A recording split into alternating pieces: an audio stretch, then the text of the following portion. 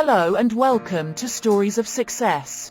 Today we will talk about Greta Thunberg, the personal life, achievements and challenges of the Swedish activist. Greta Thunberg was born on the 3rd of January 2003, in Stockholm, Sweden, the daughter of opera singer Milena Ernman and actor Svante Thunberg. Her paternal grandfather was actor and director Olof Thunberg. In mid-January 2020, a several-hours-long Facebook glitch enabled users to see which admins were responsible for editing posts on Facebook pages. It was found that some of the posts on Greta Thunberg's page had actually been made from the accounts of her father and an Indian climate change activist. Thunberg's activism began by persuading her parents to adopt lifestyle choices that reduced their own carbon footprint. In August 2018, at age 15, she started spending her school days outside the Swedish parliament to call for stronger action on climate change. Thunberg says she first heard about climate change in 2011, when she was 8 years old. The situation made her depressed, and as a result, at the age of 11, she stopped talking and eating much and lost 10 kilograms in 2 months. Eventually, she was diagnosed with Asperger's syndrome, obsessive-compulsive disorder, and selective mutism. Thunberg struggled with depression for 3 or 4 years before she began her school strike. When she started protesting, her parents did not support her activism. Her diagnosis of Asperger's syndrome was made public nationwide in Sweden by her mother in May 2015. For about 2 years, Thunberg challenged her parents to lower the family's carbon footprint and overall impact on the environment. She has said she tried showing them graphs and data, but when that did not work, she warned her family that they were stealing her future. In August 2018, Thunberg began the school climate strikes and public speeches for which she has become an internationally recognized climate activist. She said she first got the idea of a climate strike after school shootings in the United States in February 2018 led to several youths refusing to go back to school. After the paper published her article, she was contacted by Bo Thoren from Fossil Free Dalsland, a group interested in doing something about climate change. Thunberg tried to persuade other young people to get involved, but no one was really interested. So eventually she decided to go ahead with the strike by herself. Thunberg posted a photo of her first strike day on Instagram and Twitter, with other social media accounts quickly taking up her cause. A representative of the Finnish bank Nordea quoted one of Thunberg's tweets to more than 200,000 followers. Her social media profile attracted local reporters whose stories earned international coverage in Little M. One Swedish climate-focused social media company was We Don't Have Time, founded by Ingmar Rentzhog. He asked Thunberg to become an unpaid youth advisor to WDHT. He then used her name and image without her knowledge or permission to raise millions for a WDHT for-profit subsidiary. After October 2018, Thunberg's activism evolved from solitary protesting to taking part in demonstrations throughout Europe. She inspired school students across the globe to take part in student strikes. That month, more than 20,000 students had held strikes in at least 270 cities. After the December 2018 general elections, she continued to strike. Her speech during the plenary session of the 2018 United Nations Climate Change Conference went viral.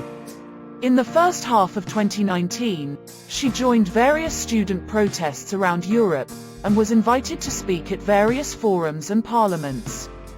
In August 2019, Thunberg sailed across the Atlantic Ocean from Plymouth, England, to New York, USA, in the 60-foot racing yacht Militia 2, equipped with solar panels and underwater turbines. The voyage took 15 days, from 14 to the 28th of August 2019. Thunberg was invited to give testimony in the U.S. House Select Committee on the Climate Crisis on the 18th of September.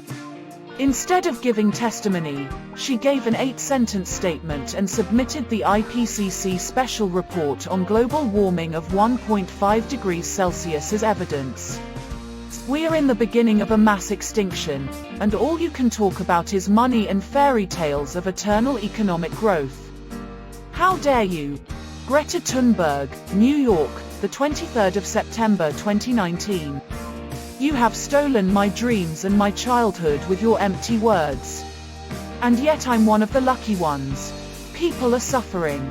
In Canada, Thunberg participated in climate protests in the cities of Montreal, Edmonton and Vancouver. She led a climate rally as part of the 27th of September global climate strike in Montreal. The school strikes for climate on 20 and the 27th of September 2019 were attended by over 4 million people, according to one of the co-organizers. Thunberg had intended to remain in the Americas to travel overland to attend the United Nations Climate Change Conference. Riley Whitelam and his wife, Elena Karasu, 2 Australians who had been sailing around the world aboard their 48-foot catamaran La Vagabonde, offered to take her. Thunberg was guest editor of the BBC Radio's flagship current affairs programme, the Today programme. His edition of the programme featured interviews on climate change with Sir David Attenborough, Bank of England chief Mark Carney, Massive Attack's Robert Del Naja, and Shell Oil executive Martin Wetzlar. On the 21st of January 2020, Thunberg returned to the World Economic Forum held in Davos, Switzerland. She delivered 2 speeches, and participated in panel discussions. In February 2020, Thunberg traveled to Oxford University to meet Malala Yousafzai, a Nobel Peace Prize-winning Pakistani activist for female education. On the 4th of March 2020, she attended an extraordinary meeting of the European Parliament's Environment Committee to talk about the European climate law.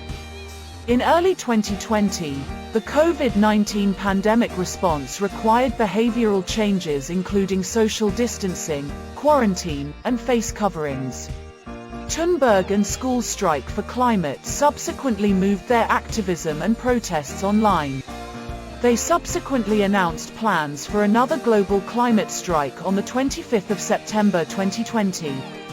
On the 14th of December 2020, Thunberg used Twitter to criticize the New Zealand Labour government's recent climate change emergency declaration as virtue signalling. In response, New Zealand Prime Minister Jacinda Ardern and Climate Change Minister James Shaw defended the declaration as only the start of the country's climate change mitigation goals. On the 29th of December 2020, during a BBC interview, Thunberg said that climate experts are not being listened to despite the COVID-19 pandemic highlighting the importance of using science to address such issues. She added that the COVID-19 crisis had shone a light on how we cannot make it without science. In May 2021, she addressed the COVID-19 crisis again, when she urged a change in the food production system and the protection of animals and their habitats. On the 9th of August 2021, it was announced that Thunberg would be featured in the inaugural edition of Vogue Scandinavia. The cover was shot by Swedish photography and conservationist duo Iris and Mattias Alexandrov Klum. Thunberg criticized US President Joe Biden, British Prime Minister Boris Johnson, Indian Prime Minister Narendra Modi and other world leaders over their promises to address the climate crisis.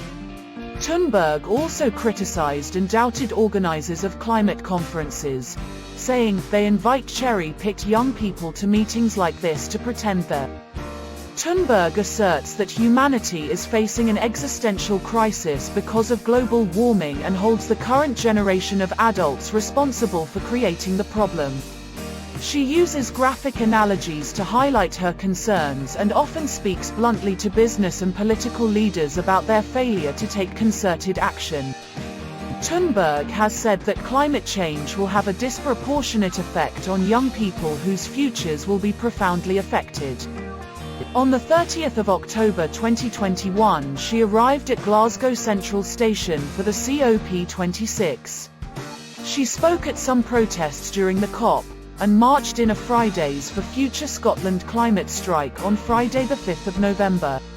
She delivered a speech to protesters in which she described COP26 as a failure, speaking of blah blah blah and greenwashing. Thunberg has received both strong support and strong criticism for her work from politicians and the press. She has met with many politicians and world leaders, but said that she could not think of a single politician who has impressed her. Thunberg ignores words and sentiments. Obviously the emissions haven't fallen. Thunberg and her campaign have been criticized by politicians as well, ranging from personal attacks to statements that she oversimplifies the complex issues involved.